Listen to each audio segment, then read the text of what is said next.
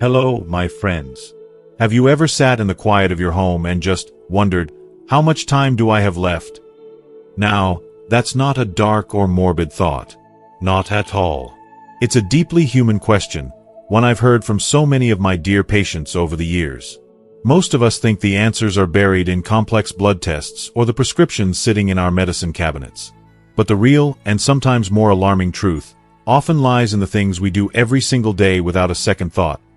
Those deceptively harmless habits. The quiet signals our bodies are sending us, a little shortness of breath on the stairs, a handshake that feels just a bit weaker than it used to, can be the most urgent warning signs of all. But what if I told you, speaking to you not just as a doctor, but as a friend, that the most powerful predictors of how long and how well you'll live aren't found in a laboratory? They're found right there in your living room, in your stride, in the quality of your sleep. I'm not talking about theory. I remember a wonderful patient of mine. We'll call him John. He came to see me at 72, feeling tired and worried that his best days were behind him. He was becoming resigned to this decline. But instead of just writing another prescription, we focused on listening to his body through 7 simple signs. The change wasn't just surprising, it was life-altering. It gave him back a decade of vitality he thought was gone for good. In this video, we're going to talk through these 7 signs together. This isn't a medical lecture. It's a heartfelt conversation. I will show you how to recognize them, why they matter so profoundly, and most importantly, the simple, completely free things you can start doing today to turn things around. And please, be sure you stay with me until the very end. Because the 7th sign is the one almost everyone overlooks. In my experience, it can be the single deciding factor between golden years filled with joy and years spent in loneliness. It truly is that important. Before we dive in, I truly want to know how many of you have felt this way. If what I've just shared feels familiar, please comment with a simple yes below. It lets me know you understand, and it shows others here in our community that they are not alone. Okay, let's get started. Alright, let's get right into our very first sign. Sign number 1. Your walking speed. So many of my patients, folks I've known for decades, come into my office and say something like, "Doc, I'm just getting older. It's normal to slow down." And while there's a small truth to that, I always gently tell them, your walking speed is so much more than just how fast you get from point A to point B. Please, think of it as a vital report card for your overall health. You see, a simple walk isn't so simple. It's a beautiful symphony conducted by your body. Your heart has to pump blood efficiently. Your lungs need to take in enough oxygen. Your leg muscles need the strength to propel you forward, and your brain has to coordinate it all perfectly without you even thinking about it. A steady, confident stride means that the entire orchestra is playing in beautiful harmony. The core reason this becomes so critical after 70 is that, as we age, it's natural for our muscles to lose some of their power and for our joints to feel a little less limber. This can create a dangerous downward spiral. Because the harder it is to walk, the less we tend to do it. And the less we walk, the weaker we become. Does any of this sound familiar to you? Maybe you find yourself touching the walls for a little extra support as you walk down the hallway. Or perhaps you feel that frustrating wave of breathlessness just walking from your car across the parking lot to the grocery store entrance. These are not just signs of getting old. They are important messages, whispers from your body that deserve to be heard. This brings to mind 2 gentlemen I know, Robert and Michael. Both are 75 years old. Robert makes it a point to take a brisk walk through his neighborhood every single morning. His posture is upright, his stride is confident. He has no trouble keeping up with his grandkids. Michael, on the other hand, has started avoiding stairs whenever possible. He often finds himself falling behind his friends during their weekly outings, telling them to just go on without him. The difference isn't their age on a calendar. It's the vitality, the life force, flowing inside their bodies. But here is the wonderful news. This is something you have incredible control over. So please, do not ignore this sign. Instead, see it as a gentle nudge from your body to keep moving. I'm not asking you to go out and run a marathon. The solution can be beautifully simple. Just try this. Walk a little more intentionally. When you go out to get the mail, walk back to the house with a bit more purpose in your step. It's these small, consistent efforts that build a lasting foundation of strength.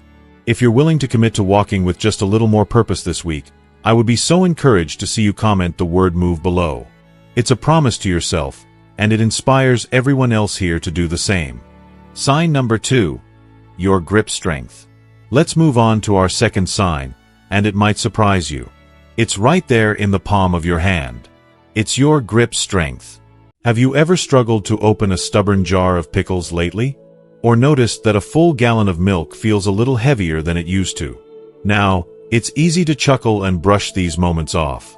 But as your doctor, I'm asking you to pay close attention to them. Your handshake, the firmness of your grip, it tells a profound story about your overall health. Think of your hands as a window into the strength of your entire body. The scientific reason for this is quite direct. A weakening grip is rarely an isolated issue.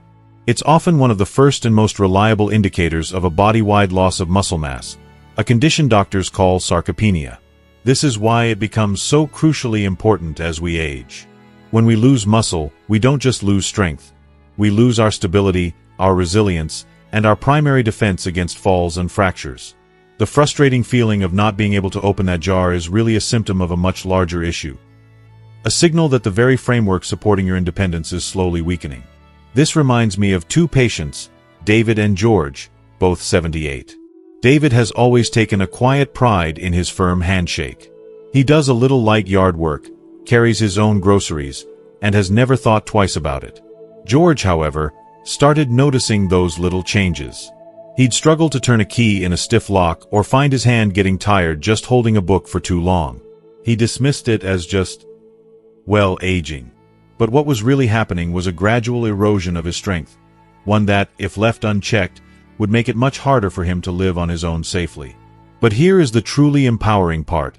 Muscle is not gone forever once it's lost. You can rebuild it at any age. I'm not talking about joining a gym and lifting heavy weights. The solution is simple and can be done right in your favorite armchair. Just start by squeezing a tennis ball, or even one of those soft stress balls, for a few minutes each day while you watch the news. Do it with intention. Feel the muscles in your hand and forearm working. This tiny action, done consistently, sends a powerful signal to your entire body. A signal that says, we are still strong. We are still building.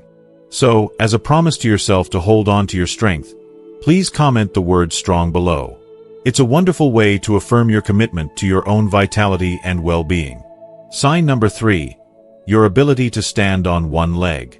Alright, let's talk about our third key sign. This one is all about balance. Now, a little wobble and then it might not seem like a big deal. We've all felt it. Maybe you turn a corner too quickly in the kitchen or stand up a bit too fast and feel a moment of unsteadiness. But I need you to see these moments for what they truly are. They are one of the clearest predictors of your future independence and, frankly, one of the most critical warning signs for preventing a life-altering fall. Here's the simple science behind it. Good balance isn't just about your feet. It's a complex and lightning-fast conversation between your brain, your inner ear, and the muscles and nerves throughout your body. To stand steadily on one leg, all of those systems have to work together flawlessly. The reason this becomes so vital as we get older is that this communication can start to slow down. Our reflexes aren't quite as sharp, and our muscles might not respond as quickly as they once did. This slight delay, this tiny gap in communication, is what can turn a simple misstep into a serious injury. Do you ever find yourself placing a hand on the furniture for support as you move through your house? Or do you feel a sense of hesitation or anxiety when you have to walk across an uneven surface, like a grassy lawn? These feelings of instability are the relatable symptoms.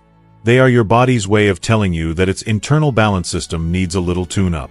I think of two wonderful ladies, Susan and Patricia, both in their early 70s. Susan practices a little yoga and makes a point to stand on one foot for a few seconds while she brushes her teeth. She's steady as a rock. Patricia, however, hasn't paid much attention to her balance. She often feels wobbly and needs to grab onto a nearby chair for support when she puts on her shoes. Patricia doesn't realize that her unsteadiness isn't just an inconvenience. It's a red flag. But here is the fantastic news. Balance is a skill. And like any skill, you can improve it with a little practice.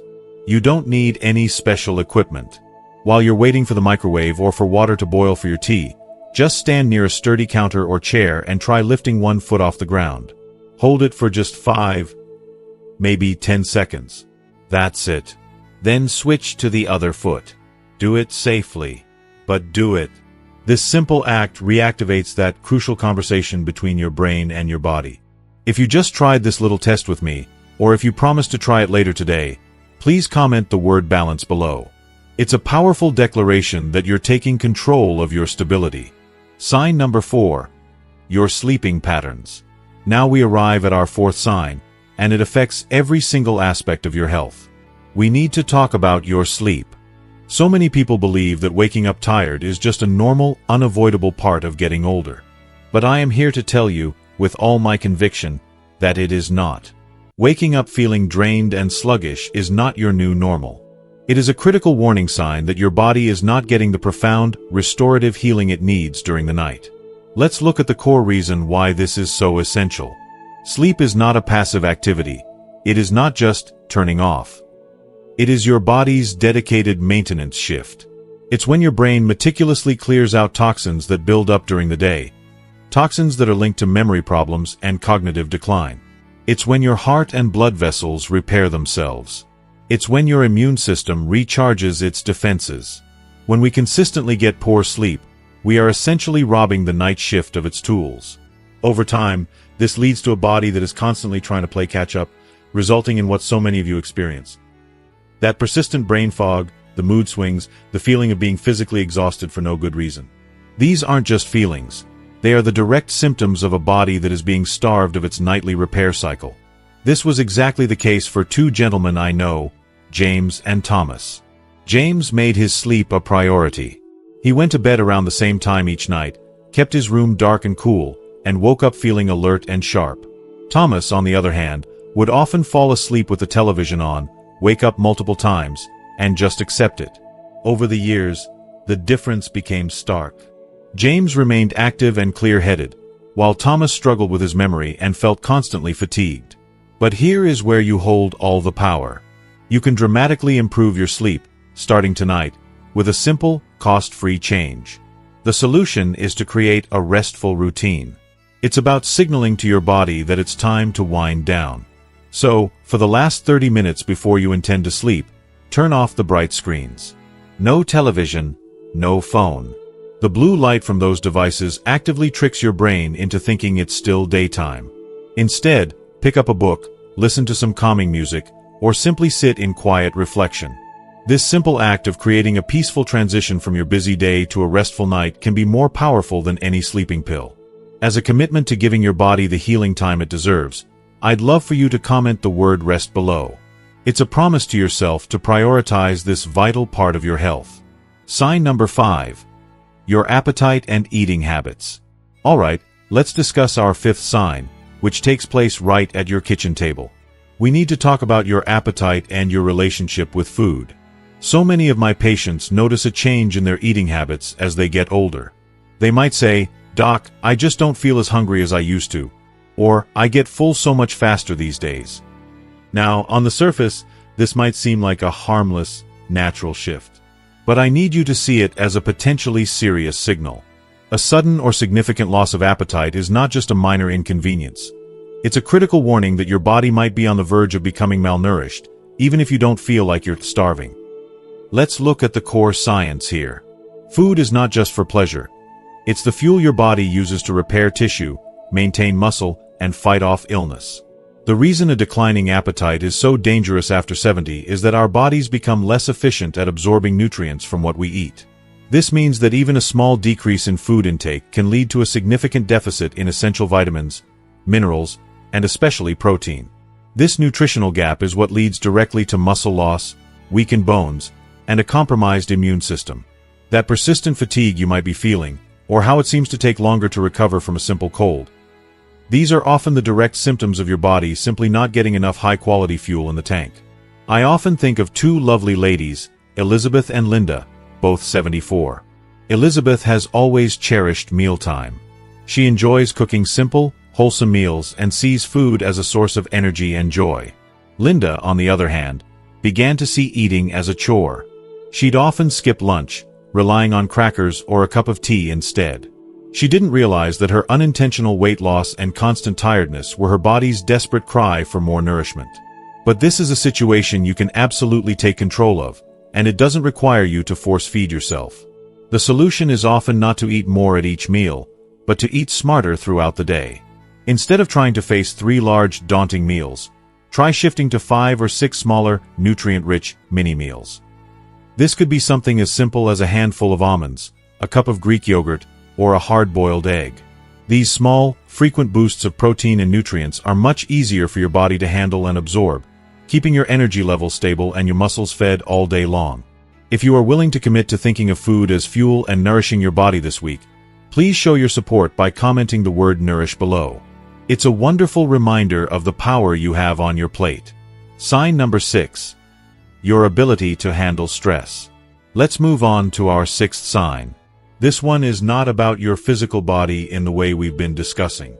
It's about something invisible, yet incredibly powerful. It's about how you handle stress. We all face challenges, especially as we navigate our later years. There are financial worries, health concerns, and the inevitable ups and downs of family life. It's easy to think that the worry and anxiety we feel are just in our heads. But I need you to understand, as your physician, that chronic stress has a profound and destructive physical impact on your body. It is not just an emotion, it is a physical state of being. Here is the simple biology. When you are constantly worried or anxious, your body is flooded with stress hormones like cortisol. In short bursts, this is helpful. But when it becomes a constant, day-in, day-out reality, it is like poison. It triggers chronic inflammation, which is the secret, smoldering fire behind nearly every major age-related disease, from heart conditions and arthritis to memory loss. The core reason this is so dangerous for us now is that our body systems for managing the stress become less resilient over time. The result? That feeling of being constantly on edge, the high blood pressure that won't come down, the trouble sleeping. These aren't just in your mind. They are the physical symptoms of a body that is being worn down by a state of constant alarm. I think of 2 men, William and Paul, both 76.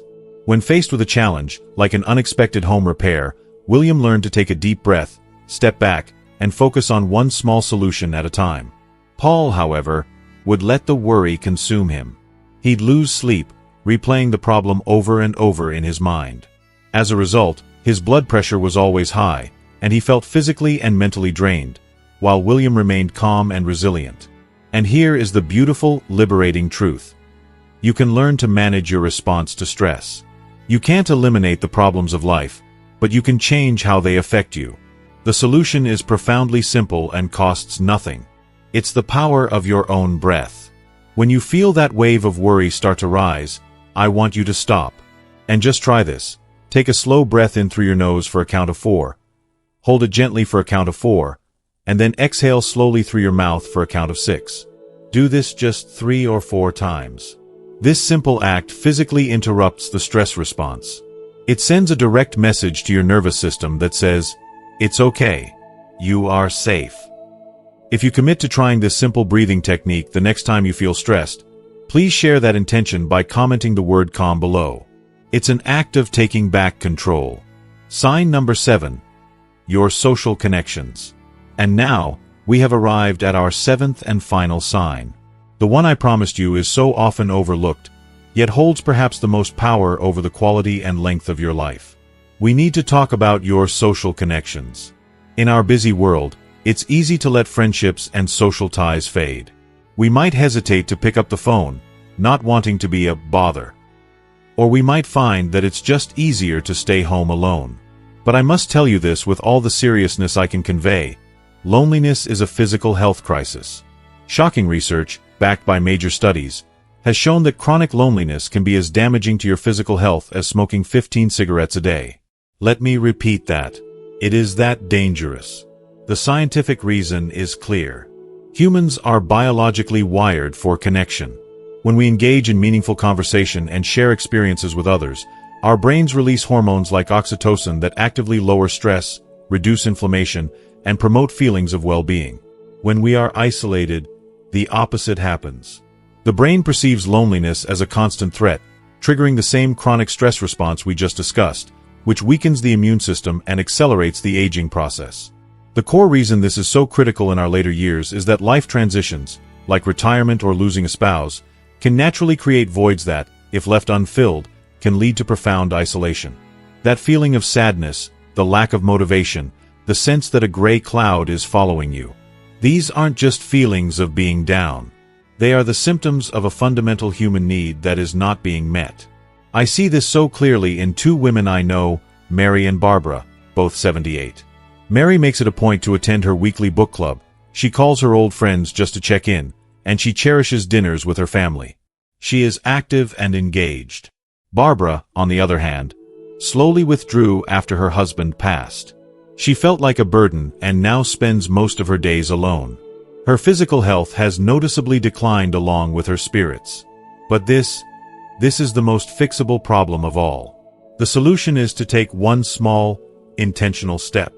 It doesn't have to be a big party. I want you to think of one person right now. Just one person you haven't spoken to in a while. A friend, a cousin, a neighbor. Your action step for today is to simply pick up the phone and call them. Not a text, a call. Just to say hello and ask, "How have you been?" That simple act of reaching out can be the most powerful medicine you take all week. If you will promise to make that one phone call this week, to strengthen one connection, please celebrate that decision by commenting the word "connect" below. As we come to a close, I want to bring us back to my patient, John. Remember him? The gentleman I mentioned at the very beginning, who came to me at 72, while feeling like his best days were long gone. Today, John is thriving. He walks with a purpose. He joined a local gardening club. He has more energy. And most importantly, he smiles so much more. He didn't discover some magic pill or a secret, complicated cure. He didn't have to. All he did was finally start listening to the gentle whispers his body had been sending him for years. He started paying attention to his walking speed, his grip, his sleep, all the simple signs we've talked about today. He chose to act. And that is the core lesson. The true heart of our conversation today. Your body is always communicating with you. Always. The secret to a longer, healthier, and happier life isn't about waiting for those whispers to become screams of pain or illness. The secret is to listen now. To honor those signals with small, simple, and loving actions. Knowledge is only powerful when we put it into action. So now, as we wrap up, I have one final, important question for you. What is the one commitment you are making to yourself after watching this video? It could be as beautifully simple as, "I will try to stand on one leg while the coffee brews," or "I will make that phone call to my friend tomorrow." Please share your personal commitment in the comments below. Writing it down makes it real. And seeing your commitment will inspire someone else here to take their own first step. And if you found real value and true inspiration in our time together today, please show your support by giving this video a like. To ensure you continue on this journey with us and never miss another conversation full of life-changing wisdom, please hit that subscribe button. It's so much more than just subscribing. It's joining a warm community of friends, all of us dedicated to living our very best lives together. Finally, think of one person in your life, just one person, who truly needs to hear this message today, and please share it with them. You might just change their life for the better. Thank you so much for spending your valuable time with me. Stay healthy, stay wise, and I will see you in the next video.